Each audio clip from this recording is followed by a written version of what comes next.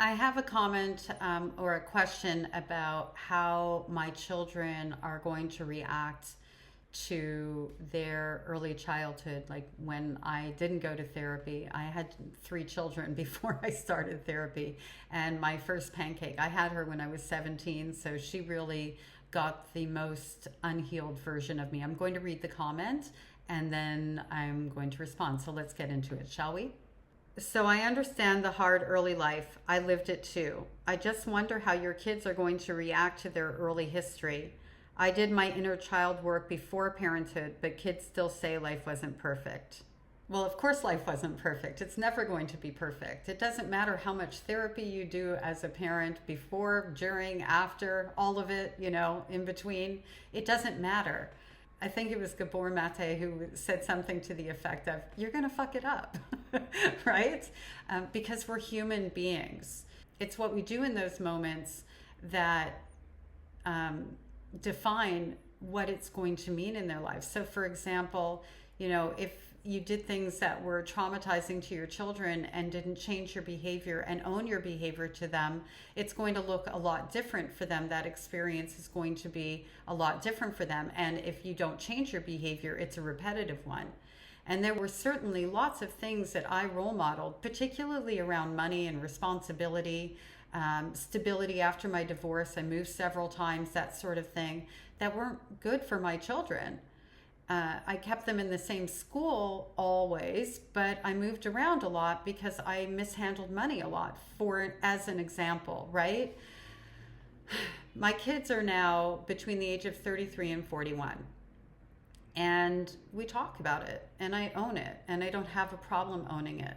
I don't attach it to them looking at me like I was a bad mom or a bad person.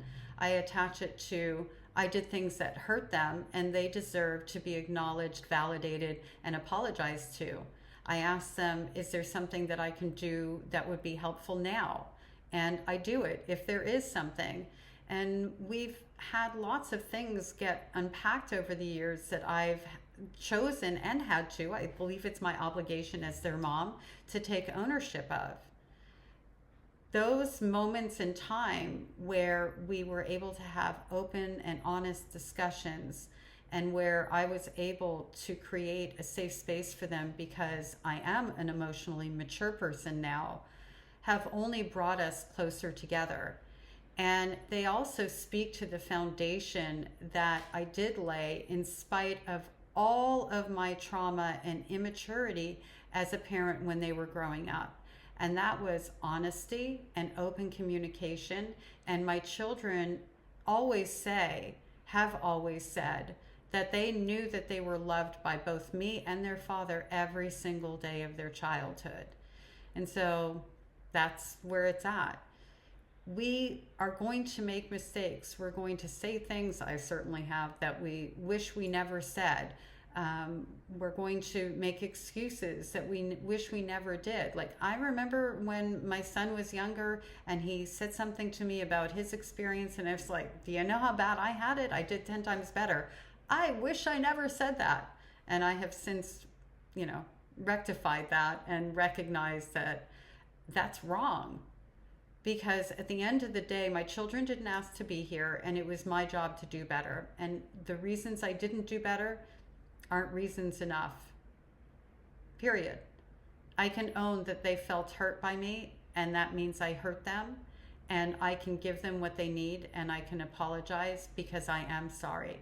The last thing I would ever want to do is cause anybody, let alone my children, especially my children, any pain or any harm. I hope this video helps you. It sounds like, maybe you're having some dialogue with your children about things weren't perfect kind of thing. And I want to let you know that life isn't perfect. And at the same time, we can take ownership of where we hurt them and where we fell short. The other thing I want to say to you is that time is this beautiful thing, time and experience. As my children have gotten older, they have shown me an empathy, a compassion, and appreciation that they didn't show me when we were having these conversations when they were younger. Not that I deserved any of those things or was looking for any of those things, but as time has progressed and they've gotten out into the world, had families of their own and all of those things, they've also come to recognize that life isn't as black and white as maybe they once thought it was, and that we're all human beings trying to do the best we can. And when I say all, I'm not including narcissistic, abusive parents in that. They're not on the list. Thank you so much for your question, comment. I very much appreciate you being here, and I will see you soon.